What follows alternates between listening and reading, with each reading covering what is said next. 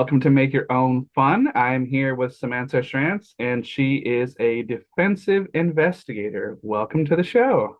Hi, thank you. So Glad I to have be to here. start out today, and for the folks watching, can you kind of describe or explain how a defensive investigator is different than just a private eye? I'm technically a private investigator, but so like my license is a private investigator license, Mhm. but I really only do criminal defense cases. Um, there's a lot of stuff that private investigation can do, like injury claims, like insurance fraud, cheater type deals. I'm not really interested in any of that other than criminal defense. Okay, okay. Just so they put it out there so people can kind of get just a rough idea. And so this I'm really curious about. So how did you get interested with this line of work? Was that something that like you saw on a show or a movie or a book or just, because it definitely seems like lone wolf type of work. Yeah, definitely. I think it started when I was younger, I wanted to be a police officer. Hmm. And like with my bright eyes and bushy tail, I was like, this is how I make the world a better place. This is how I make my community safer by being a police officer. Like I thought that they were like superheroes, right? And Hmm. so, but I personally never thought that I could do that because I was a petite female. And in my mind, police officers were like big, tough men. And so I didn't really know what I wanted to do with my life until I went to the University of Oregon and I took some like women gender studies classes.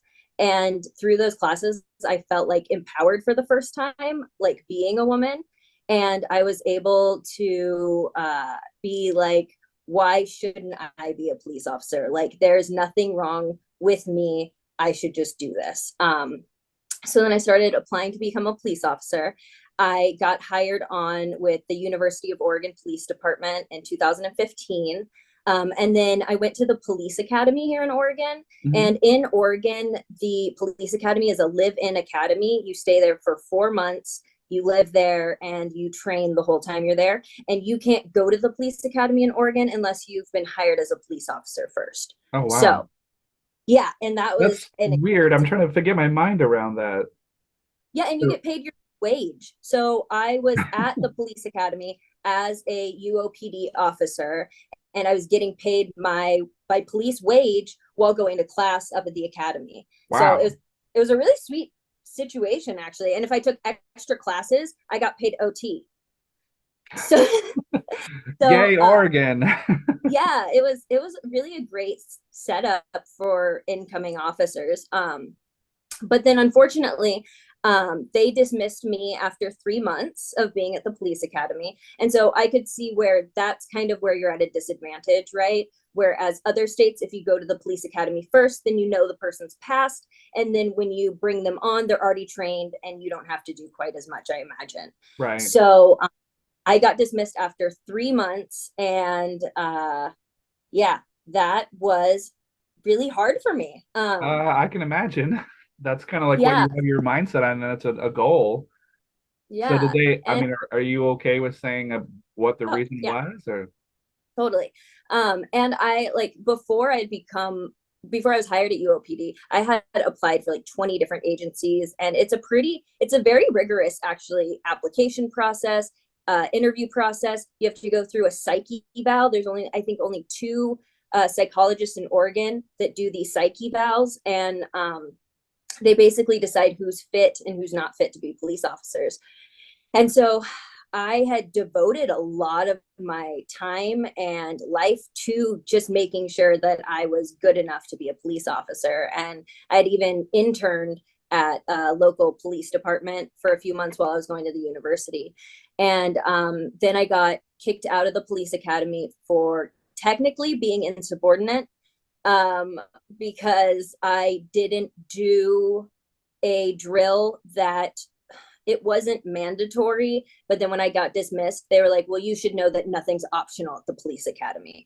But like my group mates actually just made up the drill and I didn't feel comfortable participating in it.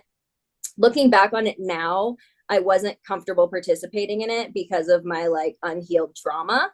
But at the time, I was just like, no, I'm not going to do that. And so I got dismissed for being insubordinate because I said no, I didn't want to participate in a drill that my classmates made up. So it wasn't even like a mandatory drill in my mind. It almost sounds like you And kind of got bamboozled a little bit. well, and so then when I got dismissed, they were like, by the way, we're also worried because we don't think you're aggressive enough. You say random things.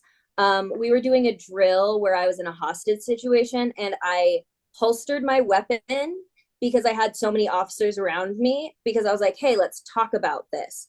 And then they like radioed to the actor to shoot me because I holstered my weapon. And in my mind, in a real life scenario, if I'm surrounded by officers with guns and I'm the primary officer and I am coming up to someone who is in a life threatening situation or suicidal or unwell, I don't want to approach that situation with a gun drawn. Right. And It sends out the wrong message. Yeah. exactly. And so they just essentially didn't agree with anything I was doing or the type of person I was. And they even told me that they needed less princess and more pit bull. And I was also called Officer Sunshine a lot. There was a lot It, there. it sounds Yeah. like they were totally like shoot first and ask questions later.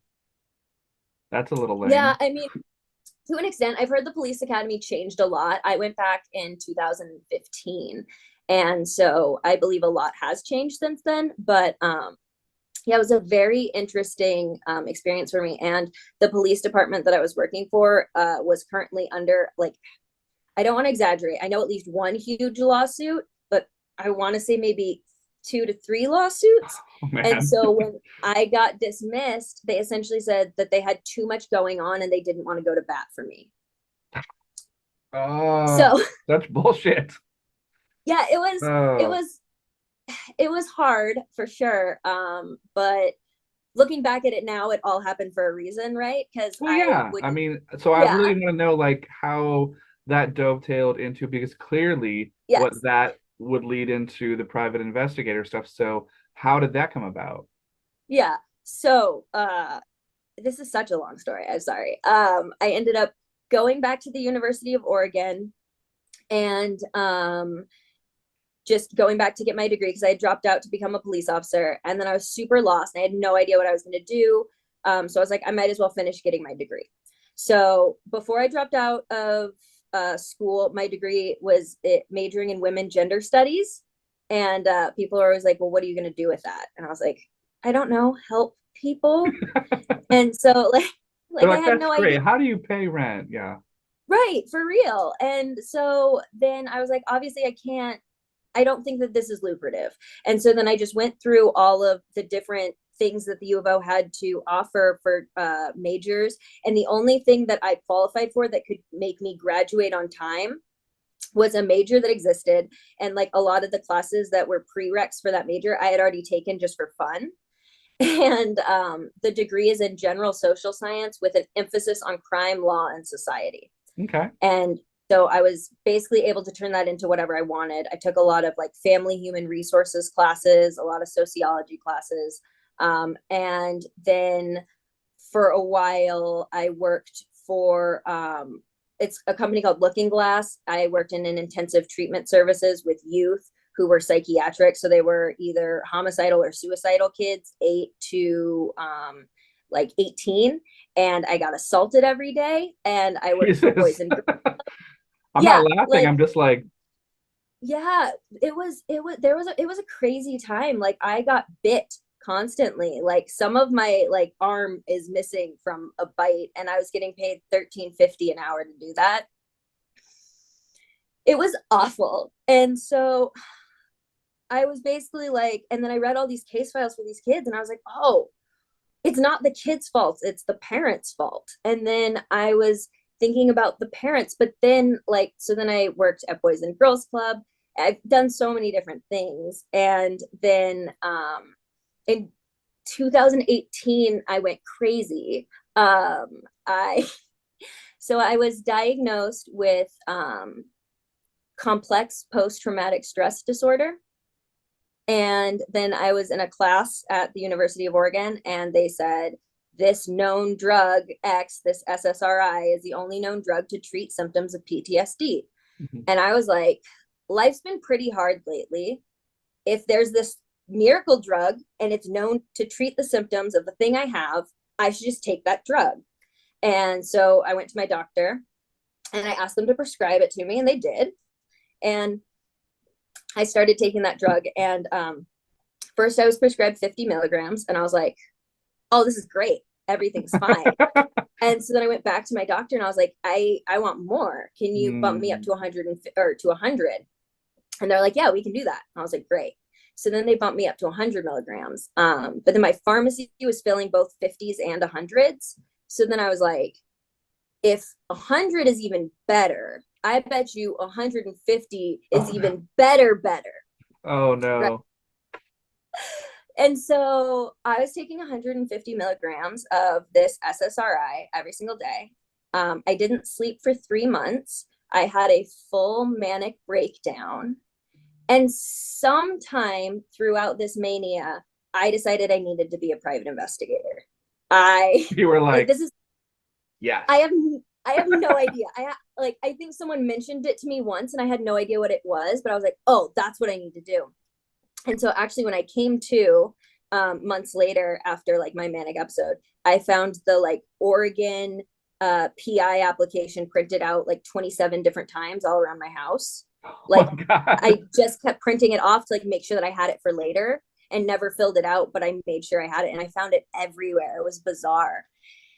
And so then as I was like in this really hopeless place, because like I went through a full mania, and then after a manic episode, you go through a depression, right? Because like what goes up must come down. And so then I went through a really hard depression, and I had never experienced mental health before in my life. Yeah. So after I came to and I saw all these PI applications, and did you hear the part about me going to the police academy and the comment I made? Academy. Okay, yeah. So then I came to, and I really just believe that like that time and going through that mental health like made me the person I am today. And so when I was trying to figure out what a PI was, I literally just Googled PIs in Eugene, and I found multiple different people. I called one person that I have now worked on cases with, and he told me this is kind of a lone wolf career. I don't really work with anyone. I don't need an intern. Like, good luck. And I was like, cool, thanks.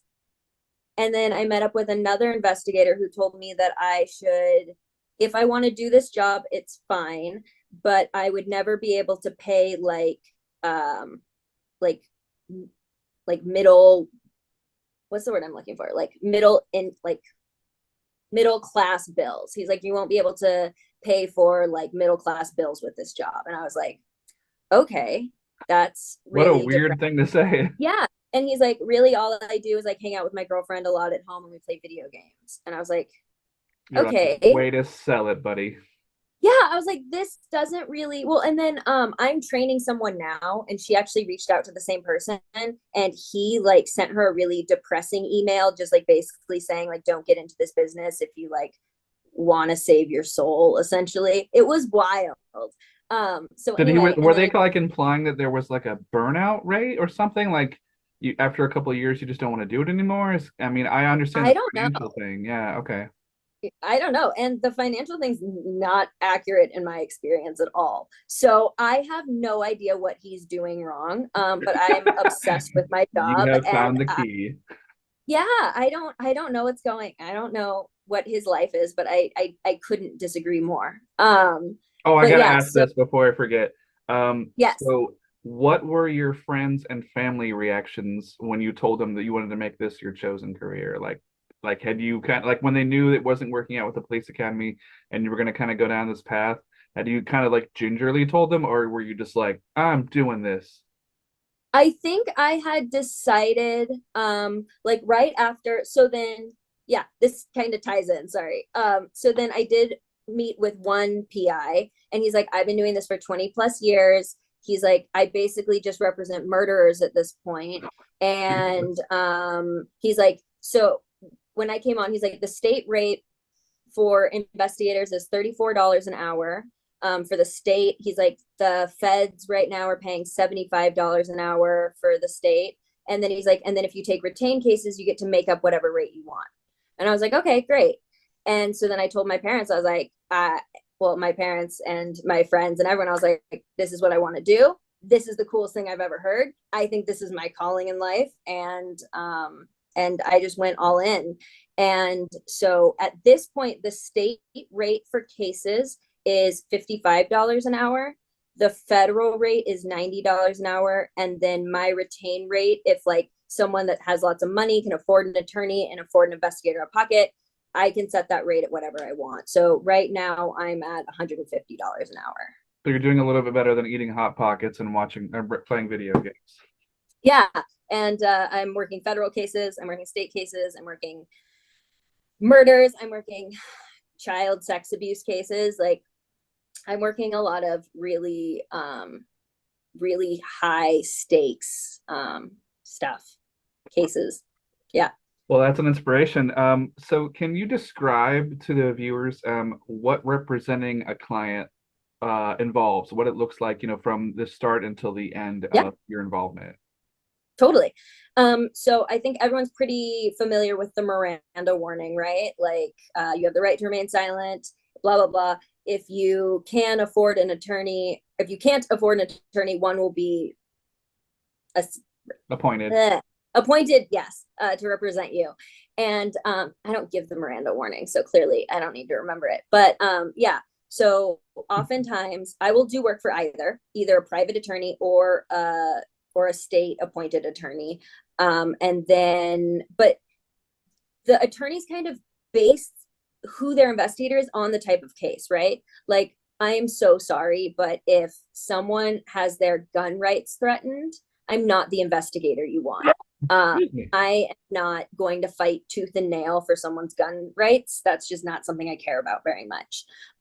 If you have a client or a person of color who has been wrongfully accused and there's racial undertones and lots of social injustice, like I will literally die for that case. And so a lot of attorneys have to figure out what case they have, what client they have, and then match the client and the case with the investigator that they think is going to be the best match for the case.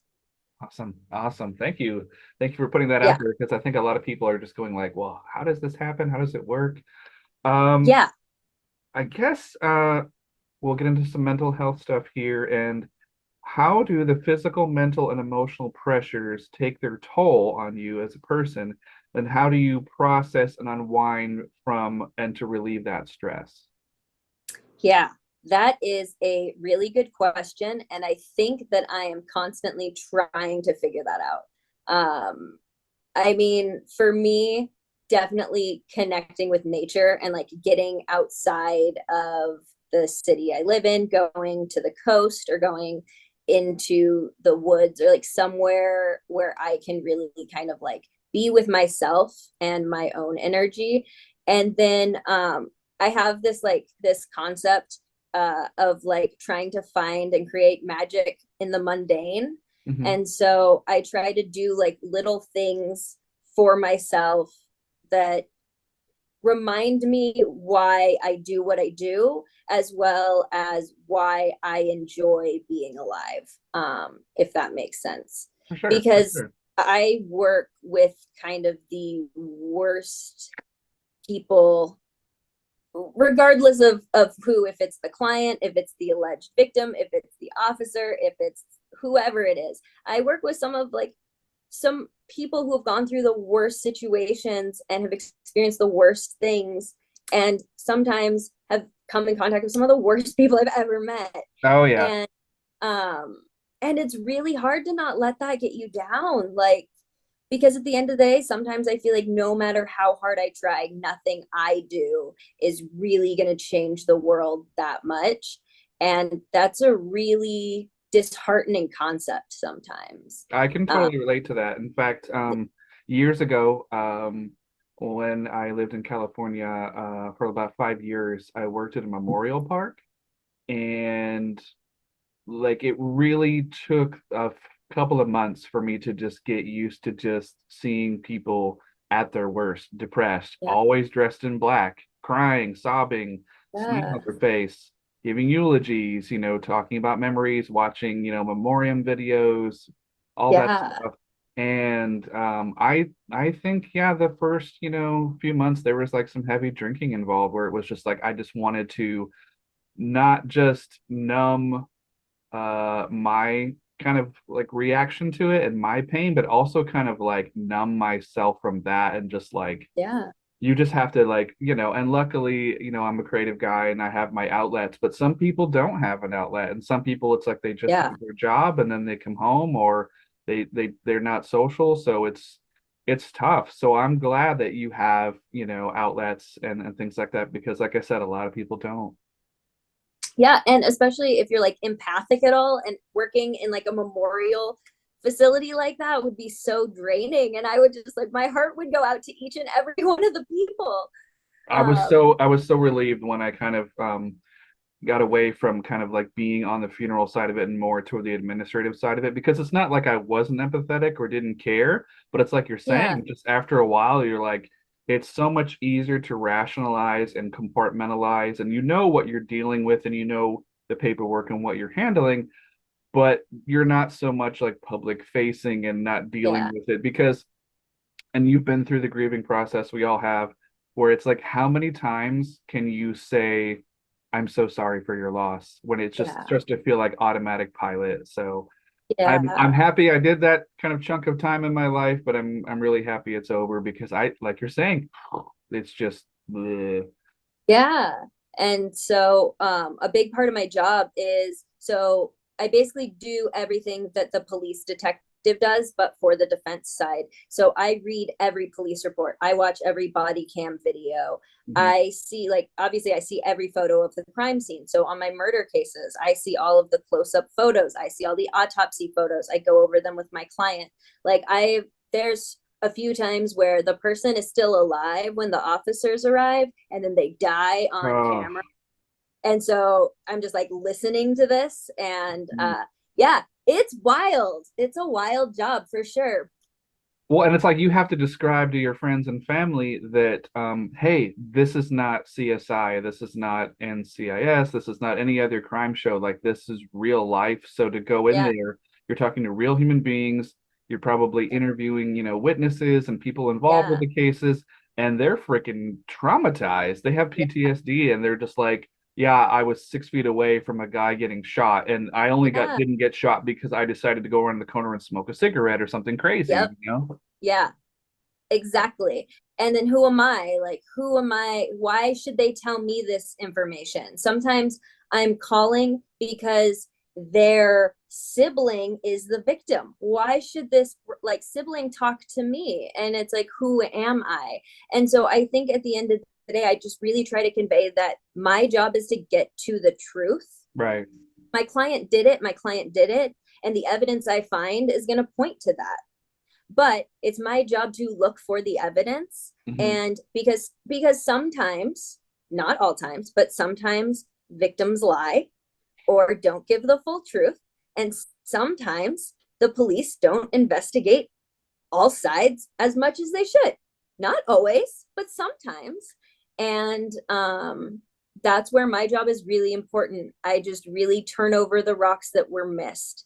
And ultimately, if I find a bunch of information that's like my client's guilty, then I can give that to the client and the attorney. And then my client has a more informed, they're more informed going forward, making a decision for what they want to do. Because if I can find this evidence, and I know the cops can, so because I don't have any special abilities, and so, but then sometimes I find stuff that contradicts what the cops find, and so I've actually had a lot of cases dismissed because of evidence that I find that the cops didn't. Very cool. So I have to ask this because super curious, and I did watch a couple of the videos on your YouTube page. So I really am dying to know about the if you could share some crazy experiences as a process server because um and I mean this in the nicest way, but your appearance is rather on the young side. So I Yeah, don't, is that a help or a hindrance when approaching to serve somebody? Because I feel like if you're in a populated area like a mall or some kind of parking lot and you just come up, people would might look at you and you look so normal and like Yeah, you're not like a stuffy guy just walking up with like a button-up shirt and being like, "You've been served" with like a manila yeah, envelope. So, definitely. I did a lot of process serving in the beginning of my career, like getting into PI work. And I actually, the investigator that I talked to that was like, I work mainly murders now, he trained me for the first year of my career. And so I did a lot of weird process serving for him. But then now I mainly just process serve for my cases. But then I have gotten this reputation in Oregon for being an investigator that's really good at very difficult serves. And oh, it's okay. specifically for the reason you're talking about. I am very unassuming. I look very young. No one is expecting me to have any sort of legal power at all. And so that definitely works to my advantage 100%. And it even works to my advantage in cases, right? Like I work a lot of cases involving children, and it's like, do you want the giant retired FBI agent talking to a little girl about something that was the most horrifying experience of her life, or someone that goes in like looking like me and I can relate to being a young girl? I can relate to being scared. And so whatever information they have, I feel like I can personally receive it a little more gently, if that makes sense.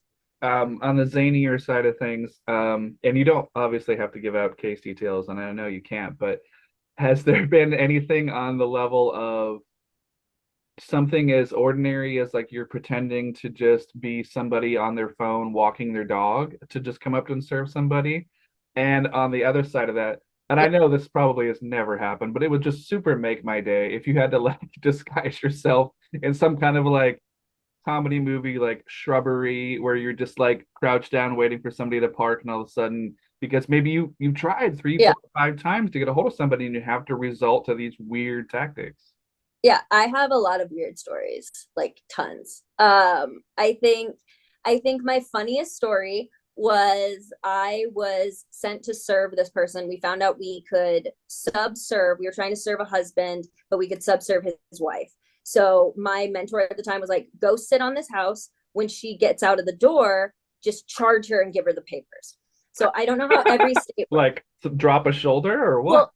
So I don't know how every state works, but in the state of Oregon, if they know that they're papers and they see the papers, even if they say no, I can drop them and that's Uh-huh. considered served. Right. I might just have to go to court and then say exactly what I did.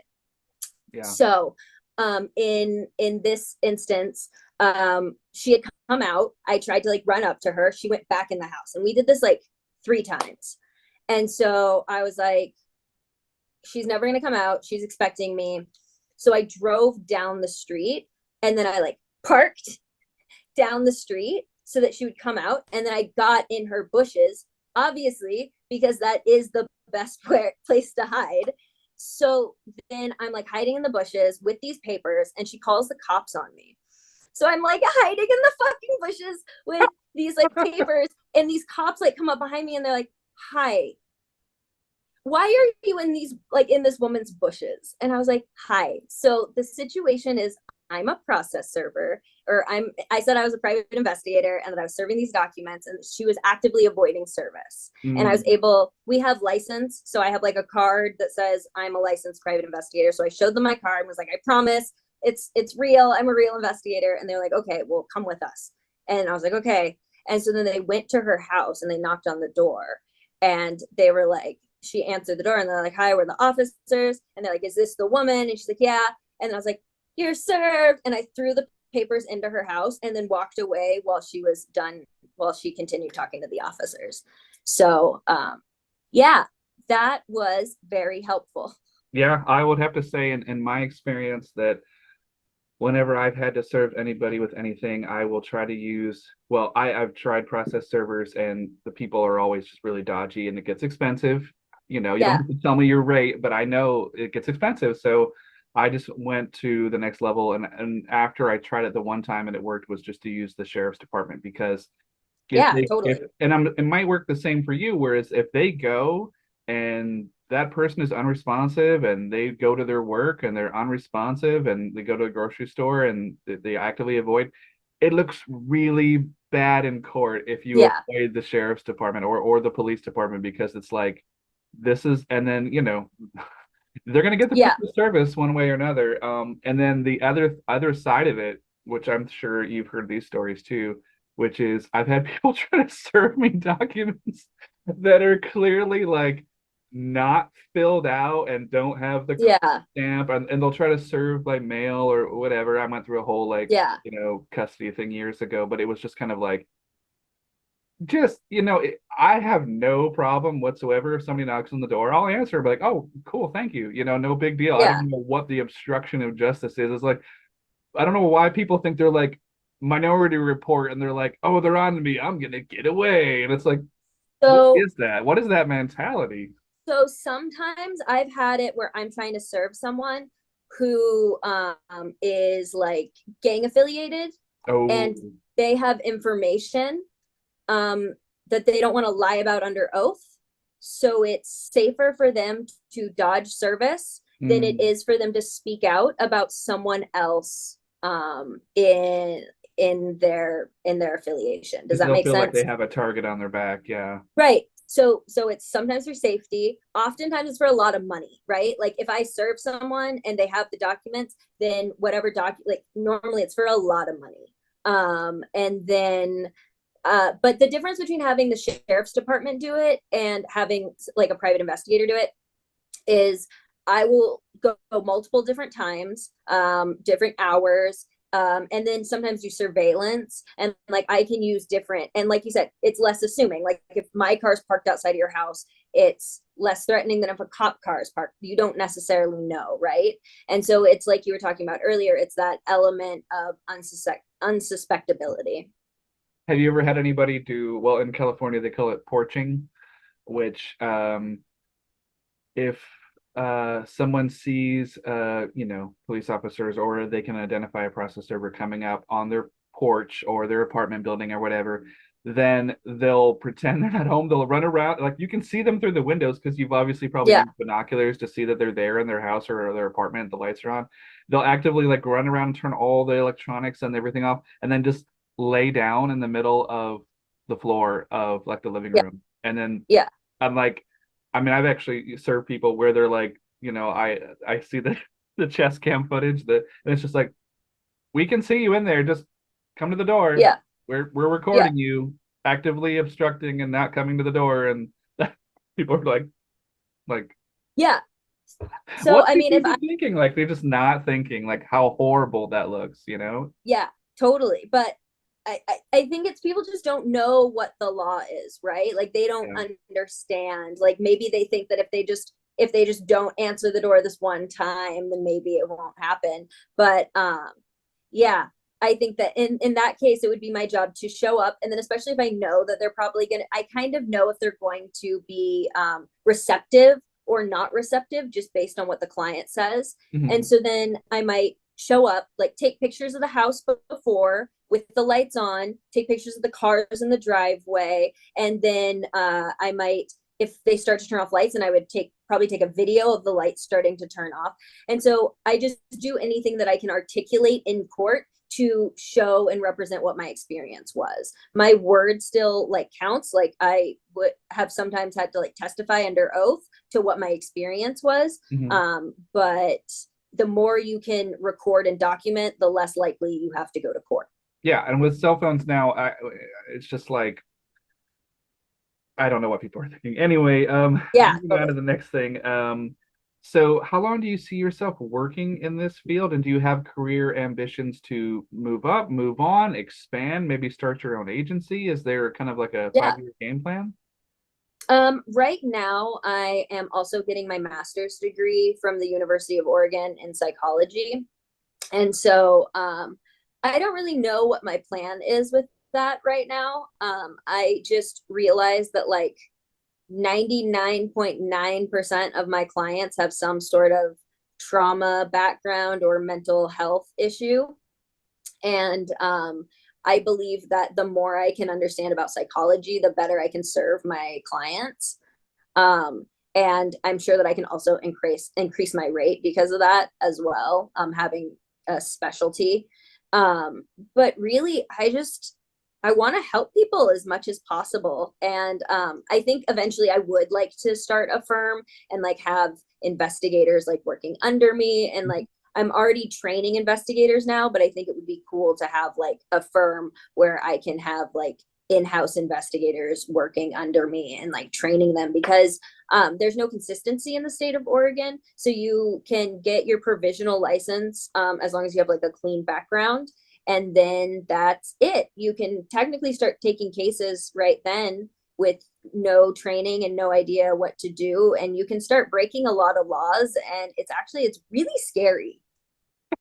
Well, was it difficult? I mean, I assume maybe I'm making an ass of myself, but was it difficult to get cases at first because no one knew your name, you had no experience? So, was it a lot of trial and error? I know you were working with another investigator to start with, Yeah. but was that really murky at the beginning?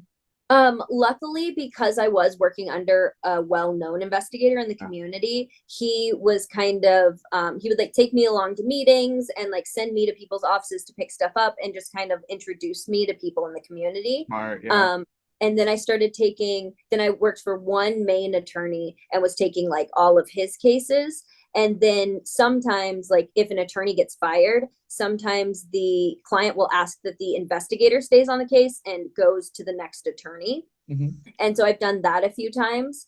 And then you just kind of you meet new attorneys. They either like your work or they don't, or whatever, they continue to hire you, and then you just start to build a reputation. And so that's kind of what I'm doing when I'm training my investigators, is essentially that same formula. Is I get them on a case with me and I introduce them to the attorneys that I know, and then attorneys can go from there and hire them on like the smaller cases that like I won't take.